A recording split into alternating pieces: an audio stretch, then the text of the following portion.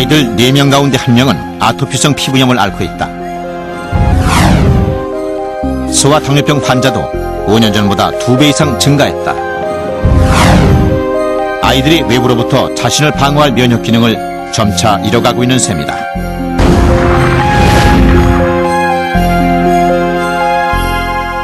치유의 능력을 갖고 있는 것일까? 취재진은 2가지 흥미로운 실험을 실시했다. 먼저 알칼리 환원수가 당뇨병에 어떤 영향을 미치는지 알아보기로 했다. 올레TF라는 유전적으로 비만이 생겨 스스로 당뇨를 일으키는 쥐가 실험에 사용됐다. 각각 8마리씩 2개 군으로 나누어 한쪽에는 일반 수를, 다른 쪽에는 미네랄을 이용해 만든 알칼리 환원수를 마시도록 했다.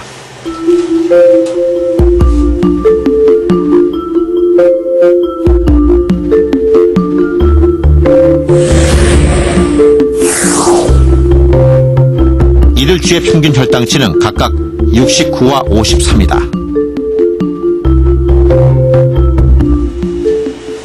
사료는 동일하게 분배됐다.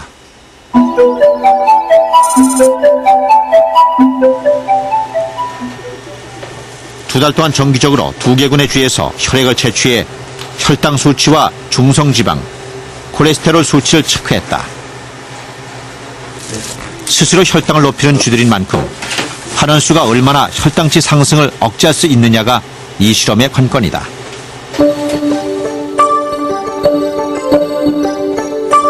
먼저 혈당 수치의 변화다.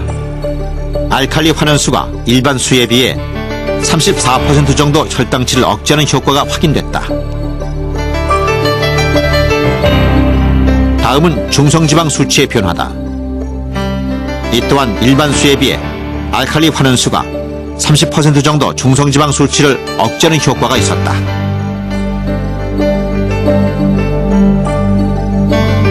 몸에 나쁜 콜레스테롤, 즉 저밀도 지단백과 결합한 콜레스테롤 수치의 변화는 어떨까?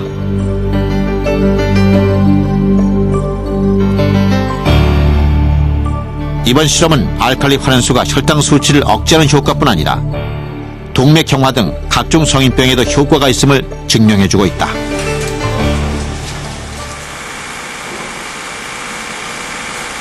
다음은 항암 효과를 알아보기 위한 실험이다.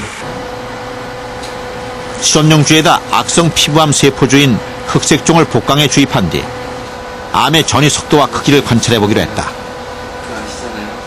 쥐를 2개 군으로 나눠 역시 한쪽은 알칼리 환원수를 마시게 하고 다른 쪽에는 일반 수를 마시게 했다.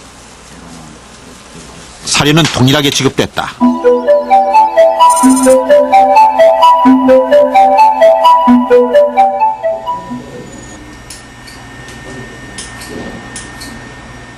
종양 크기에서부터 뚜렷한 차이를 보이고 있다.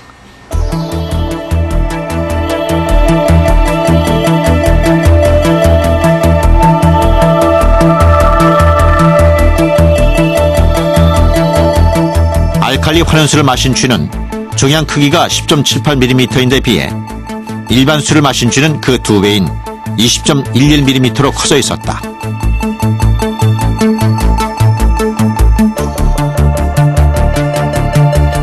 이번에는 쥐에서 종양을 떼어내 그 무게를 쟀다.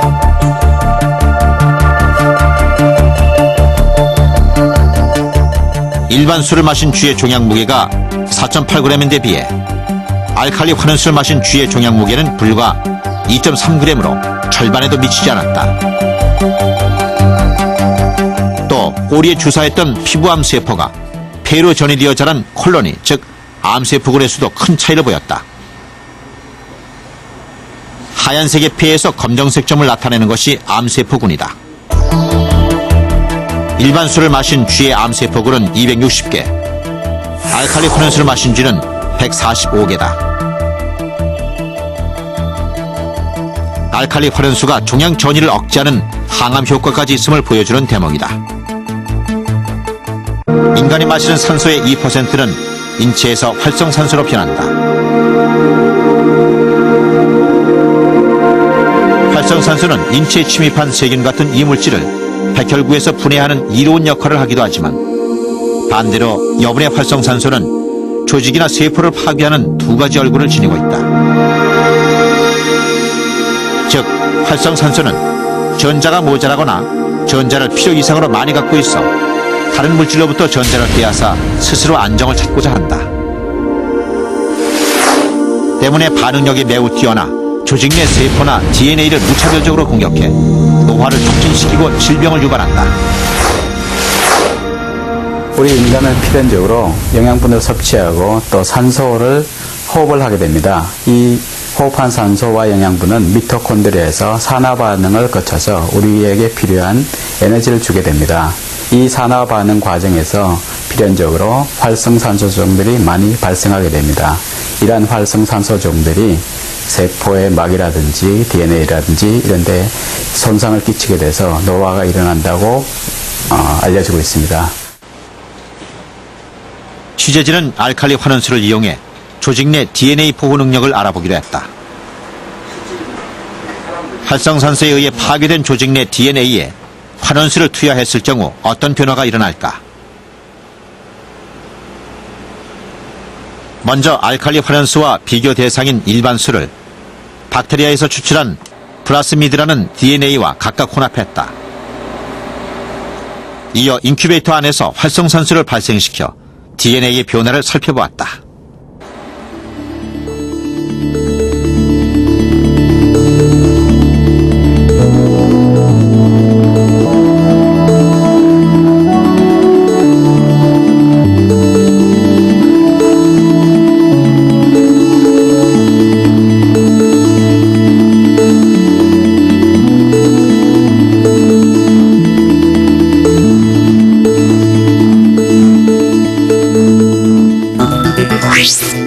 즉, 일반수는 활성산소로부터 DNA를 보호하지 못하고 곧바로 DNA가 파괴된 반면 반대로 알칼리 환원수는 활성산소의 침입을 막아 DNA의 상태를 유지해주고 있는 것이다.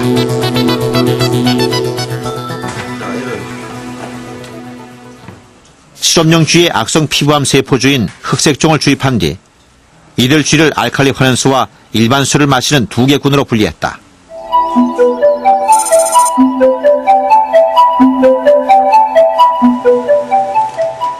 두 개 군의 쥐들에게서 각각 장기를 추출해 그 안에 존재하는 활성산소의 양을 측정했다.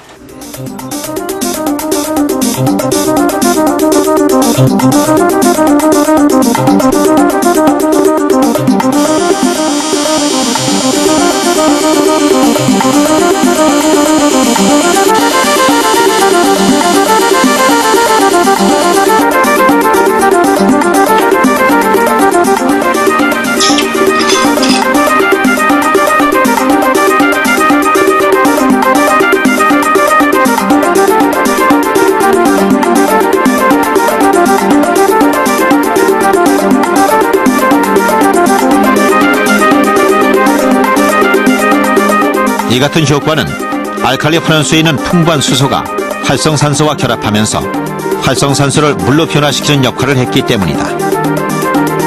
결국 알칼리 환원수는 활성산소를 제거하는 힘을 지니고 있는 셈이다.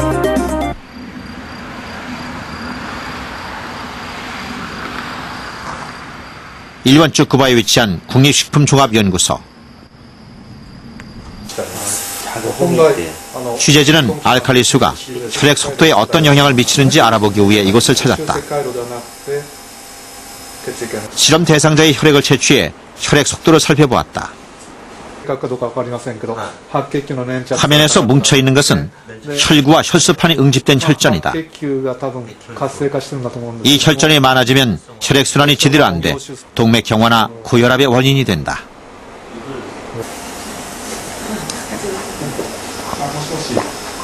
실험 대상자에게 알칼리 술을 마시게 했다. 그리고 30분 뒤 다시 이들의 혈액을 채취해 이를 실험용 회로에 통과시켰다.